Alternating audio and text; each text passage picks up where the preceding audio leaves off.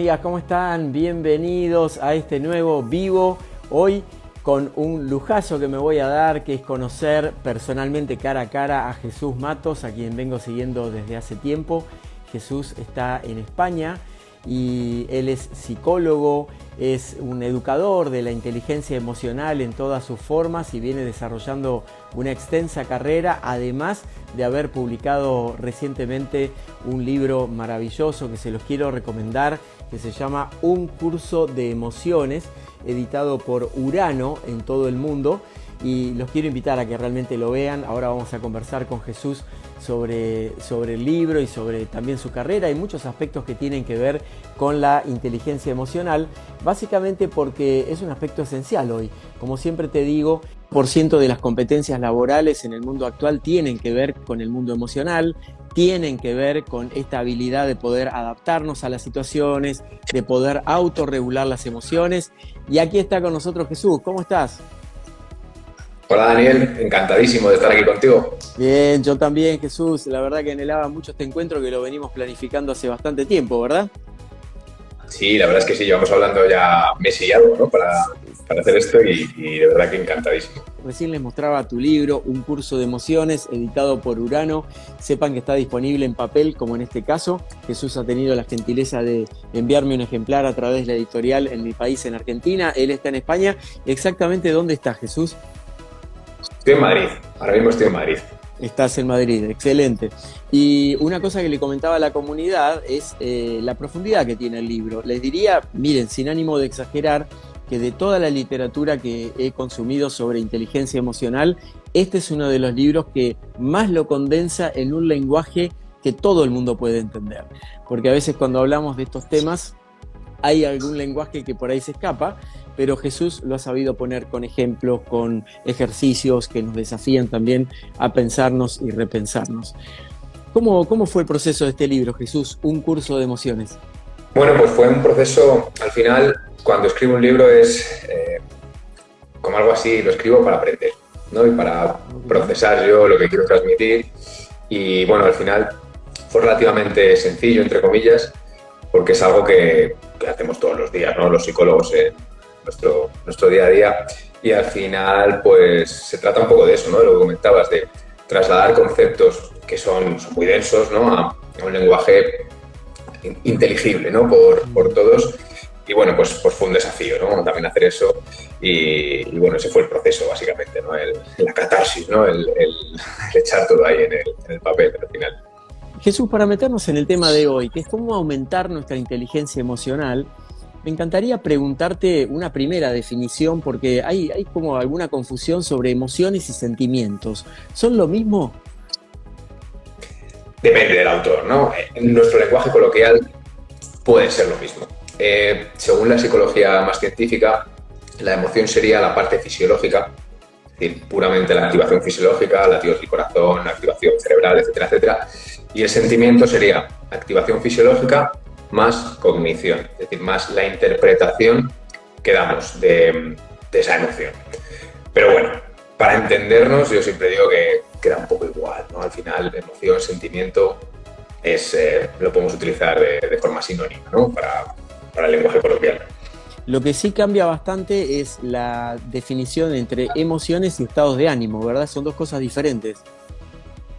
Claro, la emoción es mucho más concreta, como si dijésemos en el tiempo. La emoción es una respuesta ante un estímulo que puede ser interno o externo, ¿no? Externo puede ser pues un león que veamos o la demanda del trabajo, por ejemplo, e interno puede ser un pensamiento, una sensación física, por ejemplo el latido del corazón o la respiración, y el estado de ánimo es algo, son olas más suaves, ¿no? El estado de ánimo a lo mejor podemos estar hablando de una semana y las emociones podemos estar hablando de 20 a 60 minutos, generalmente, que estadísticamente duran.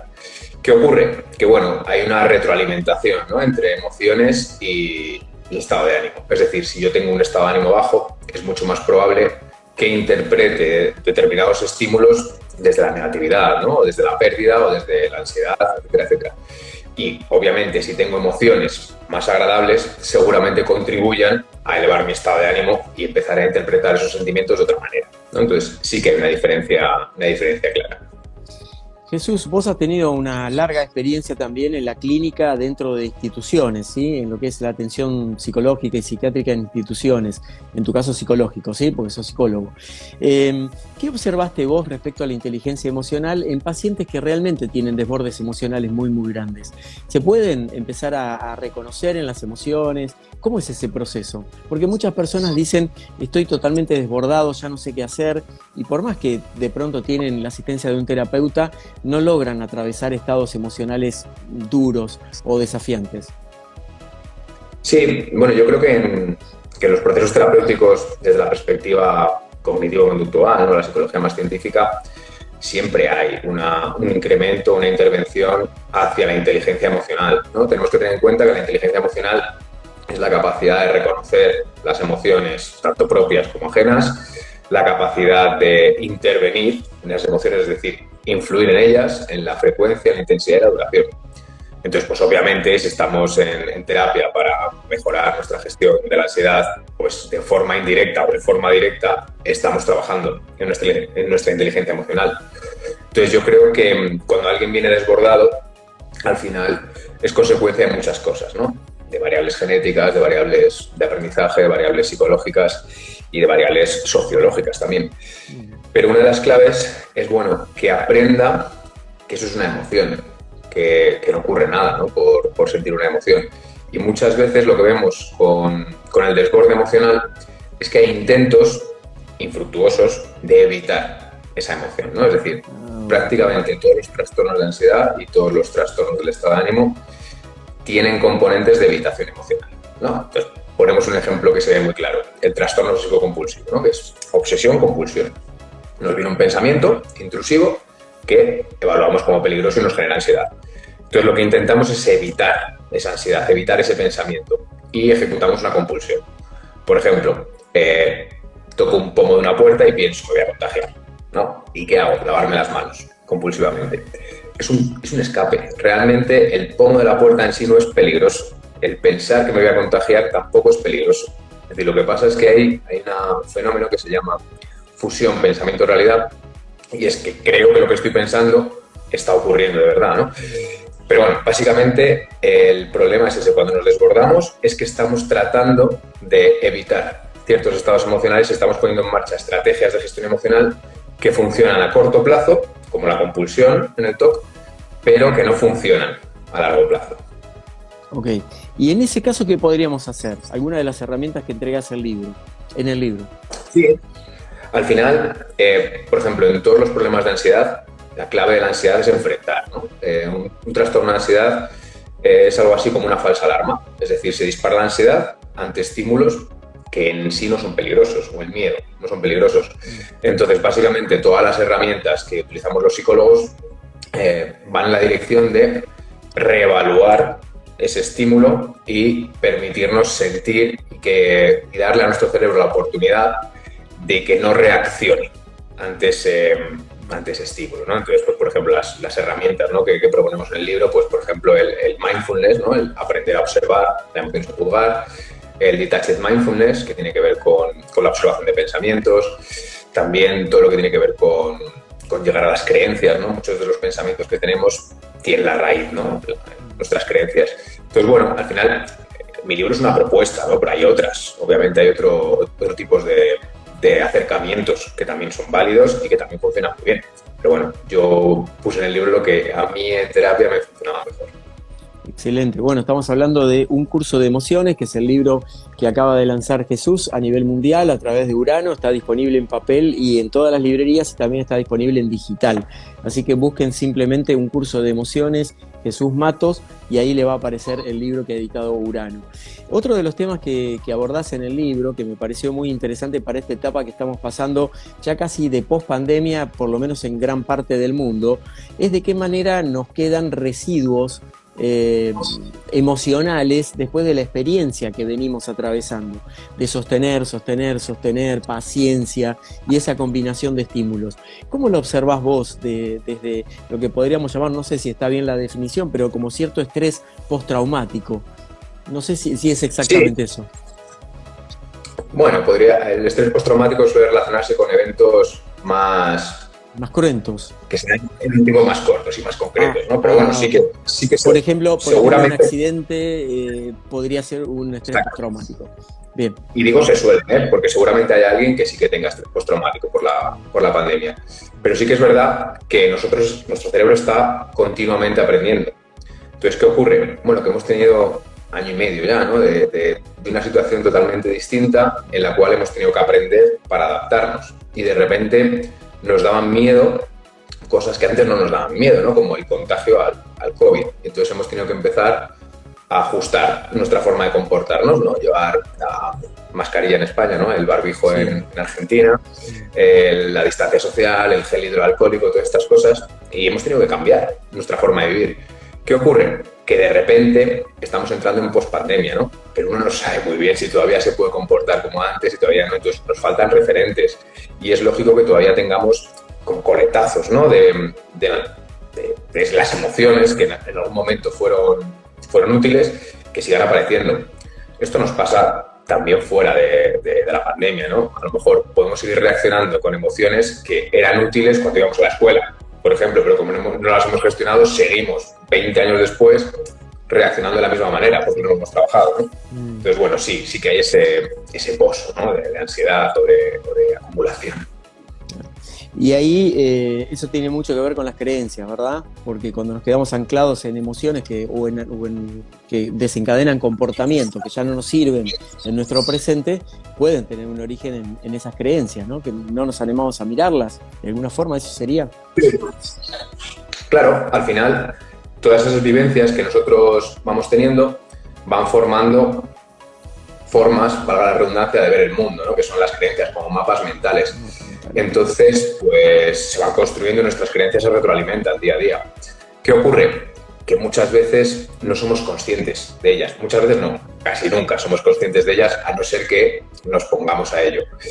Entonces lo que ocurre es que a veces estamos como en piloto automático, ¿no? Que tenemos un mapa de actuación y nos dejamos guiar por él y estamos en bucles, ¿no? Continuamente y no sabemos salir de ellos. Y bueno, pues al final ahí vienen los problemas generalmente, cuando estamos utilizando una creencia que está obsoleta, ¿no? Para mi nueva forma de vivir. Hay algunos ejercicios que planteas en tu libro, Un curso de emociones, que tienen que ver con el tema de entrenarnos en escuchar las emociones. ¿Cómo podríamos lograr esto? Bueno, es un tema que hay que entrenar, ¿no? Es como ir al gimnasio.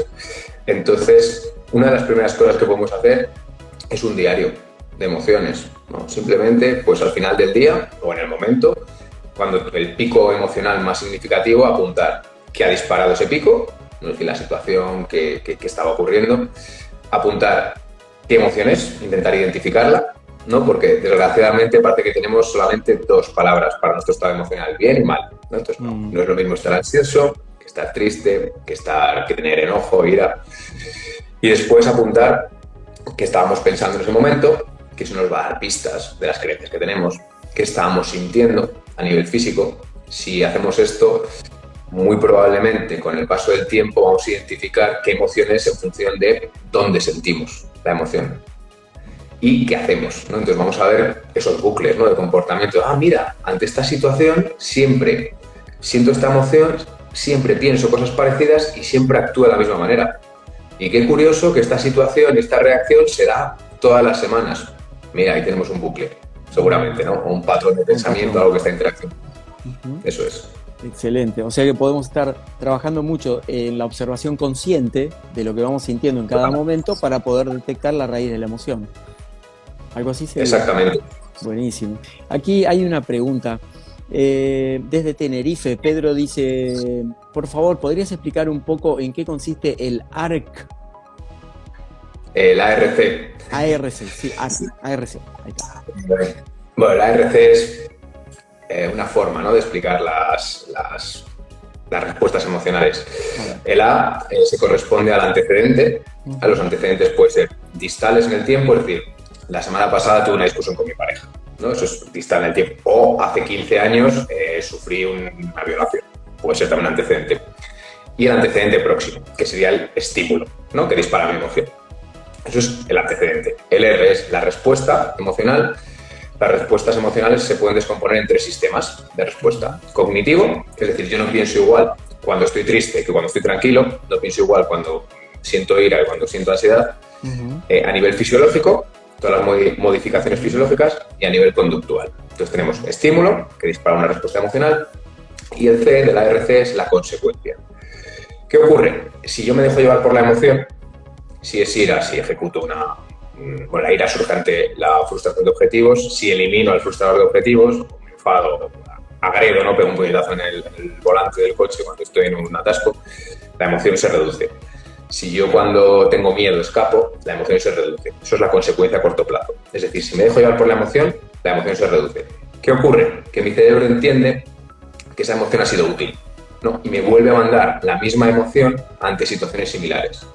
Ejemplo, estoy en una fila de coches, ¿no? Un atasco, ¿no? Que llamamos en España, y me enfado mucho. Empiezo a pensar, llego tarde al trabajo, me va a echar mi jefe la bronca, lo que sea, y se me empieza a hinchar la vena a nivel fisiológico, empieza a latir el corazón fuerte, y lo que me pide el cuerpo hacer es pitar, ¿no? Pegar puñetazos.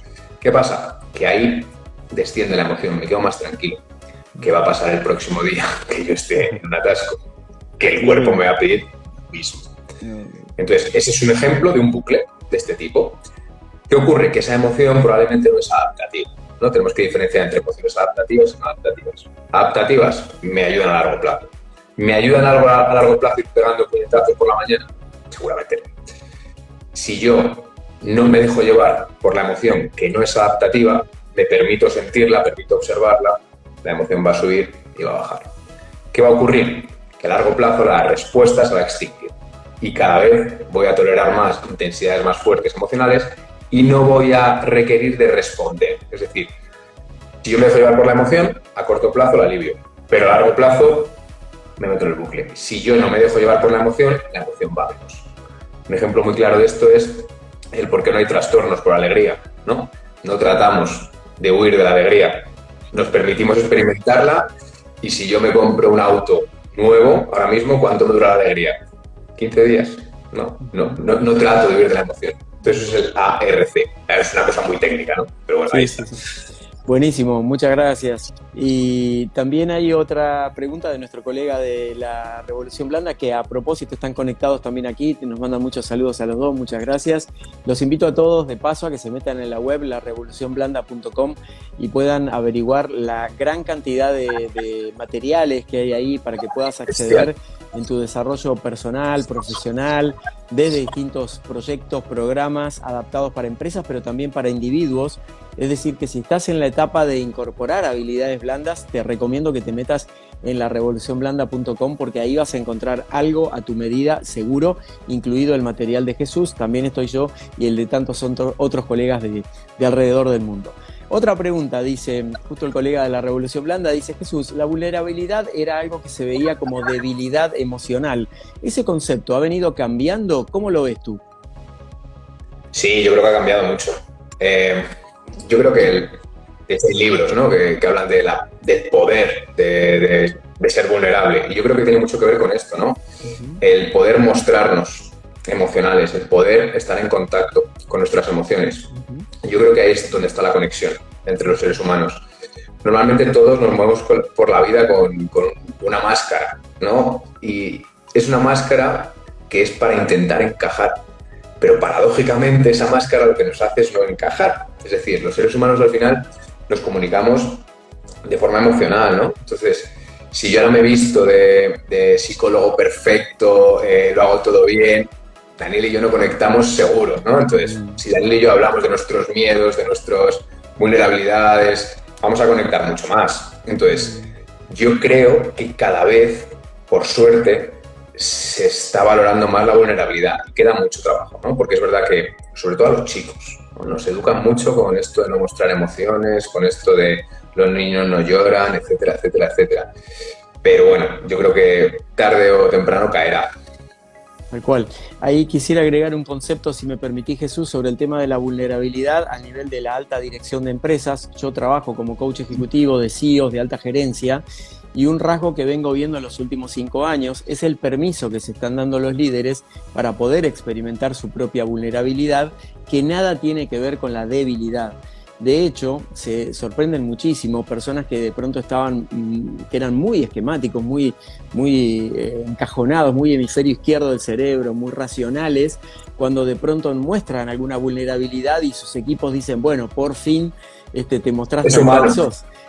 Claro, sos humano. Entonces, eso es un gran rasgo hoy en día. Por supuesto que hay un gran camino por recorrer, como bien dice Jesús, pero como vemos, está siendo transversal en todos los aspectos, no solamente en el plano del desarrollo personal, sino también del desarrollo organizacional y del liderazgo en grandes escalas. Yo lo veo todo el tiempo con CEOs, con gerentes, con personas con altos poderes de responsabilidad, con celebridades, con deportistas de élite con los que trabajo, y esa es una condición que estoy viendo que se animan a experimentarla mucho más abiertamente. Así que gracias por traer esta pregunta, y a todos los que quieran hacer preguntas vayan dejándolas por acá, así las podemos ir respondiendo con Jesús. Vamos a una que hay aquí en el chat, y dice: ¿cómo ayudar a un adolescente que no sabe lo que siente? Responde siempre, no sé. Responde siempre, no sé. Supongo que es lo que dice el adolescente. Bueno, entiendo que hay que conocer un poco el contexto, pero ¿alguna orientación general o alguna reflexión general sobre esto podemos hacerlo? Sí, bueno, al final los adolescentes son adultos, ¿no? En miniatura.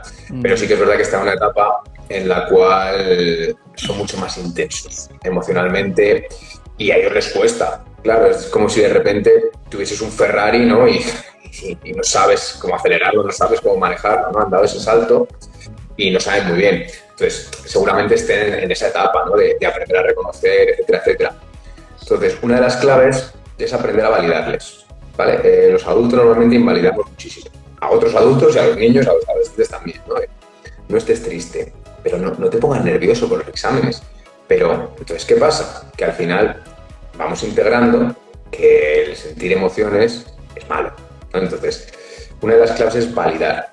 También es cierto que la adolescencia es muy típico, ¿no? Esto de no sé, ¿no? Pero no porque no sepan, en realidad, sino porque les cuesta mucho comunicarse y están muy cerrados, ¿no? Sobre todo la comunicación con los padres y con los adultos.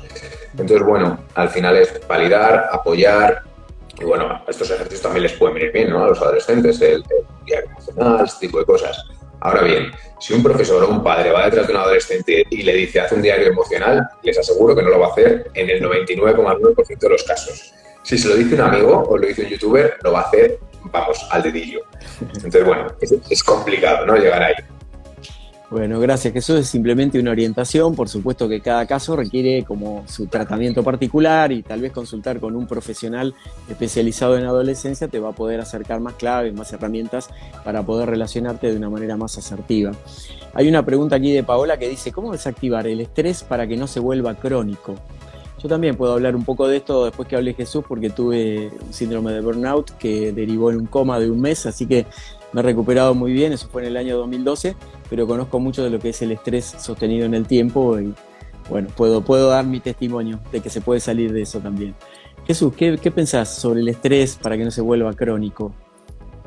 El estrés el estrés surge ante 2 evaluaciones que hace el cerebro. La primera evaluación es: ¿esto que está ocurriendo es positivo, neutro o negativo? Si es negativo, pasa a la segunda evaluación. La primera evaluación es muy automática.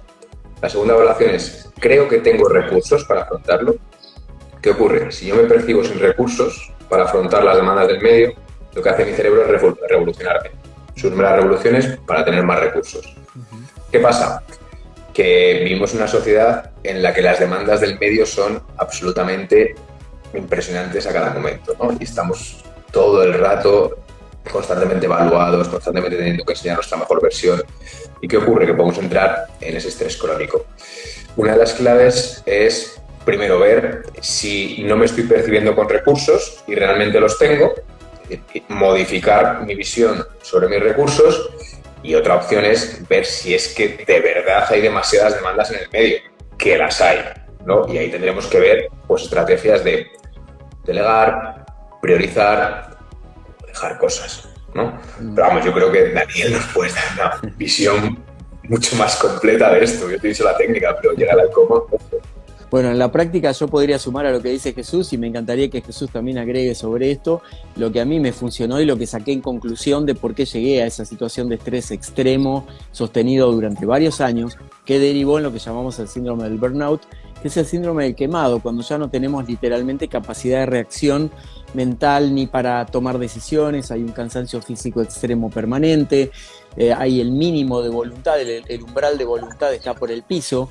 Te hablo de voluntad, de que no tenés voluntad ni siquiera para poder lavarte los dientes. Entonces, en ese nivel, y ahí se produjo una consecuencia con mis riñones, en mi caso, lo cual no quiere decir que vaya a ser tu caso si estás del otro lado. Por favor, tómenlo simplemente como una referencia personal que estoy haciendo. Y en mi caso, pude sacar 2 conclusiones que me sirvieron mucho y de hecho he podido dar un giro de 180 grados en mi vida para poder transformar eso en una experiencia muy significativa de desarrollo personal.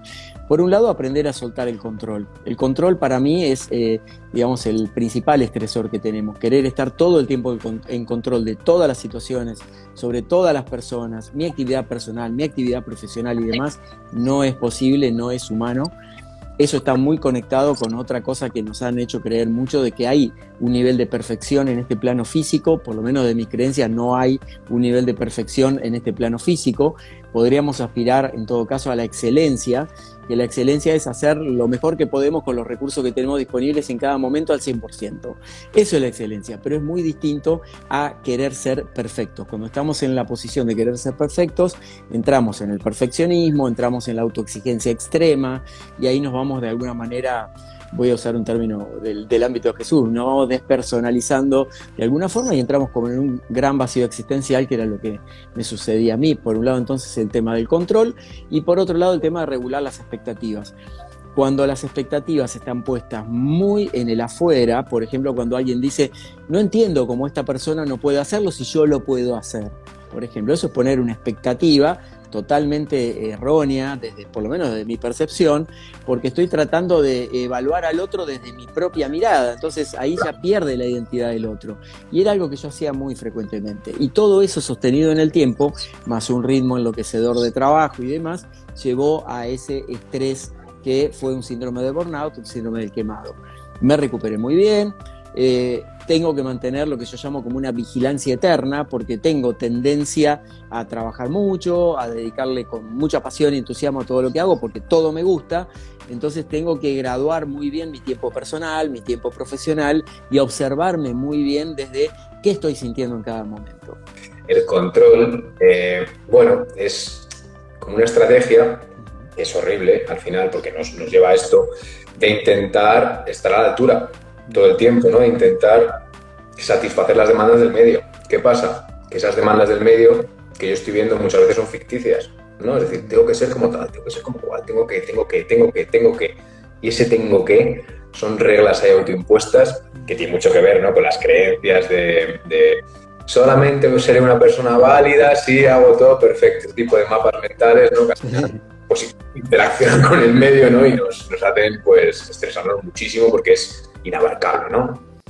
El tengo que comenta Jesús, yo siempre propongo que en vez del tengo que utilice mucho el quiero o elijo o prefiero o en esta oportunidad voy a elegir tal cosa, y eso genera como un marco de mucha más flexibilidad cognitiva dentro mío, la flexibilidad de mi mente, del conocimiento de cómo funciona todo mi esquema mental, para que yo pueda estar más flexible a adaptarme a las situaciones que se vayan presentando. Incluso cuando las cosas se presenten no como a mí me gusta.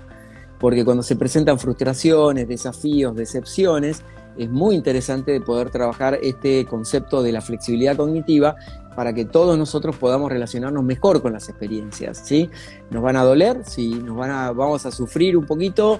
Podría ser, pero también vamos a poder salir más rápido de ese tipo de emociones que serían, yo las defino como no contributivas para ese momento, ¿sí? Tampoco negarlas, ¿no? Tampoco negarlas, porque me parece que muchas personas trabajan en el tema como de una negación de la emoción. El otro día escribí un artículo que está por salir en muchos medios sobre el tema del positivismo en extremo, digamos. Tóxico, ¿no? Tóxico, exacto, el positivismo tóxico. Es, digamos, estar todo el tiempo bien, todo el tiempo está genial, todo está bien, y eso no es realista. Entonces, yo, por ejemplo, me considero una persona que me he formateado en ser optimista realista, digamos. Optimista realista. Esa es como una ecuación que a mí me funciona, ojalá que a muchos de ustedes también. Es decir, no pierdo de base de la vista de lo que está pasando en la realidad y le pongo mi cuota de optimismo, de fe, de esperanza, de lo que le tenga que poner, pero sé observar la realidad también. Y de esa manera aprendí a no negar las cosas, porque lo que hacía antes era como este optimismo tóxico de estar permanentemente como queriendo tapar todas las cosas que para mí eran tóxicas, digamos. Ahora me conecto con esas experiencias, pero no quiere decir que las acepte o que las asuma o que me impregne de esas experiencias, ¿sí? Vamos a responder una pregunta que hay acá, que nos pasa a muchos. ¿Por qué después de pasar un momento lindo me siento culpable y me da como tristeza? ¿Será como tristeza o me da tristeza? Hay que ver ahí qué dice André. A ver. Bueno, seguramente esto tenga mucho que ver con eso que hablamos de tengo que, ¿no? Vivimos una sociedad que nos exprime todo el día, nos exige ser productivos todo el tiempo. Y de repente tenemos un buen momento, nos estamos permitiendo un ocio, lo que sea, y sentimos esa culpabilidad de, ay, ¿qué está pasando, no? Entonces, bueno, habría que ver qué creencias hay ahí, pero vamos, la solución a nivel de gestión emocional y con martillo es permítete momentos buenos, aunque te sientas culpable, y no reacciones a esa culpa. Es decir, esa culpa es una falsa alarma. Acá Pedro aporta, dice, los momentos buenos son necesarios e importantes para que la motivación no se pierda. Ahí podemos hablar desde las emociones, de esto de la emoción interna o intrínseca y la emoción extrínseca. ¿Lo ves de esa manera vos, Jesús? Hay como dos tipos de motivaciones para generalizar, digamos. Sí, hay una motivación extrínseca y una intrínseca, ¿no? Intrínseca es cuando lo que estoy haciendo me genera emociones agradables. Pues, por ejemplo, se ve muy bien cuando uno empieza el gimnasio. Al principio la motivación para el gimnasio es absolutamente extrínseca, entonces es exterior. Sí. Tengo que aprender a premiarme, ¿no? Sí. Porque lo único que encuentro es dolor, sudor y frustración. Sí. Pero poco a poco ese ejercicio físico nos va gustando más, ¿no? Nos sentimos mejor, incluso el hecho, cuando estamos haciendo ejercicio nos sentimos como más fuertes, etcétera, etcétera, y esa motivación va a ser intrínseca. No quiere decir que todo en la vida tenga que ser intrínseco, es decir, yo cuando tengo que hacer la declaración de la renta, ¿no? Y historias estas, esto no hay motivación intrínseca que se pueda llevar a cabo. Esto es que lo tienes que hacer y ya está, ¿no? Entonces sí, hay dos tipos de motivación, ¿no? La intrínseca y la extrínseca. Claro, ahí veo una situación que tal vez Jesús nos ayuda a aclarar, que es cuando una persona está muy fijada en la motivación extrínseca, es decir, en lo de afuera, cuando le falta esa motivación o no llega, por ejemplo, la felicitación del jefe, por decirle de alguna manera, esa persona puede tender a pincharse, digamos, a que caiga su estado de ánimo o deprimirse un poco, para exagerarlo, digamos. Pero hay mucha gente que vive con esa mirada puesta en el afuera, ¿verdad? Total. Sí, igual que hay motivación intrínseca y extrínseca, la autoestima también. Podemos tener fuentes externas e internas. Obviamente el exterior nos influye a todos, ¿no? Pero lo ideal de una autoestima sana es que la mayor parte de ella provenga del interior, ¿no? de cosas que yo veo, de cosas de automotivación, etcétera, etcétera. Pero sí es lo que tú dices, ¿no? Si yo estoy realizando una actividad por el que dirán, ¿no? Porque me den la palmadita en la espalda, ay, si no hay palmadita, me rompo, claro. Me rompo. Igual. Y ahí enganchamos otra vez lo de las expectativas y lo que yo esperaba y me deprimo, me frustro, me decepciono, o por qué no me das esto y demás, las creencias, claro. Hay otra pregunta, Jesús, que dice, ¿cómo podemos ayudar a la persona que siente frustración? La frustración tendremos que ver si es adaptativa o no. Es decir, la frustración es cuando no cumplo objetivos y tiene que ver con la ira, ¿no? Entonces, puede ser un problema de expectativas. En la gran mayoría de los casos lo va a ser, porque tengo expectativas demasiado altas, y cuando estoy frustrado normalmente me estoy centrando en el pero, ¿no? He sacado un 9,8 en el examen y me centro en el 0,2 que no he sacado. Entonces, tiene mucho que ver con reevaluar la realidad, ¿no? Eso que decías tú, Daniel, de ser optimista inteligente, optimista racional, realista, y ver esa parte, ¿no? Permitirme reconocerme lo que he conseguido. Ojo, la frustración puede ser adaptativa, ¿eh? Decir, oye, que es que yo esperaba esto y no lo he conseguido. A lo mejor tengo que revisar. que he hecho, ¿no? Entonces, es ser realista al final. Ni demasiado para arriba ni demasiado para abajo, sino intentar que mi pensamiento se parezca lo máximo posible a la realidad, ¿no? Ser realista. Nos quedan unos pocos minutos de diálogo con Jesús. Tenemos otra pregunta acá que dice: los likes en las redes sociales para los adolescentes. Bueno, este es un tema que últimamente se habla mucho del fenómeno de la cancelación. La cancelación es cuando, en el fenómeno particularmente de las redes sociales, cuando te siguen o te dejan de seguir, o cuando te clavaron el visto en WhatsApp y no te contestan, y este tipo de cosas, donde a todos de alguna manera nos sentimos cancelados. Si nosotros no tenemos como una emocionalidad bien colocada, entiendo que nos podemos sentir un poco débiles en esas situaciones, Jesús. Sí, bueno, es que al final las redes sociales interaccionan con el cerebro humano, ¿no? Tenemos que tener en cuenta que nosotros estamos preparados para vivir en tribus de 40 a 50 personas. Entonces, si tú vas por tu tribu de 50 o 60 personas y hablabas con alguien y no te contestaba, ostras, ahí había riesgo de muerte. Si no tengo el apoyo de mi tribu, me destierra. Entonces, tenemos esa deseabilidad social. ¿Qué ocurre? Que de repente la red social esto lo explota a nivel infinito, ¿no? Entonces, obviamente, cada vez que nos dan un like, nosotros tenemos una descarga de dopamina en el cerebro. ¿Qué pasa? Que queremos más y más y más y más. ¿Y qué ocurre también por otra parte? Cuando nos dejan en visto, ¿no? En WhatsApp, o nos dejan de seguir y este tipo de cosas, al final lo vimos como un rechazo, ¿no? Porque al final es un rechazo, como lo queramos ver, entonces nos duele, ¿no? Dicen que cuando ese tipo de... a nivel más de pareja, ¿no? Pero bueno, que esto es en el continuo podría parecerse. Se activan las áreas del dolor en el cerebro cuando hay un rechazo. Entonces, es que nos duele, literalmente, ¿no? Entonces, pues sí, es lo que fomenta esto es lo que decíamos antes, una autoestima basada en cuestiones externas, ¿no? Y lo hemos visto muchas veces con Instagram, sobre todo, ¿no? Que de repente se sentían tan vacíos y tan esclavos, ¿no? De su comunidad que al final me acaba cortando y contando la verdad, ¿no? Que tiene un episodio depresivo bestial, ¿no? Entonces, cuidado con estas cosas y que además ninguno somos inmunes a ellas. Es decir, actúan en un centro del cerebro que no controlamos, que es el centro de reforzamiento del cerebro, ¿no? De la dopamina. El centro de la recompensa. Jesús, quiero agradecerte muchísimo por este espacio. Muchísimas gracias por este tiempo que nos has dedicado después de tu jornada de trabajo. Gracias por este libro tan maravilloso que has escrito, Un curso de emociones. Les sugiero que lo busquen, que indaguen, que lo sigan a Jesús, que comparte mucho contenido de valor también. Y también invitarte a que cuando quieras, tenemos aquí un espacio abierto para poder compartir sobre otros temas. Así que estoy muy agradecido por todos tus aportes y por todo lo que he aprendido leyendo tu libro. De verdad, Daniel, que es un absoluto placer y la próxima en Argentina. Excelente, excelente. Sabemos que siempre andás por acá, que te gusta mucho este lugar, así que te esperamos cuando quieras y ya ojalá que nos encontremos en algún escenario de América Latina con la Revolución Blanda también. Sería genial, sería espectacular. Bueno, un gran abrazo, gracias a todos los que nos acompañaron hoy. Saludos y hasta pronto. Hasta luego.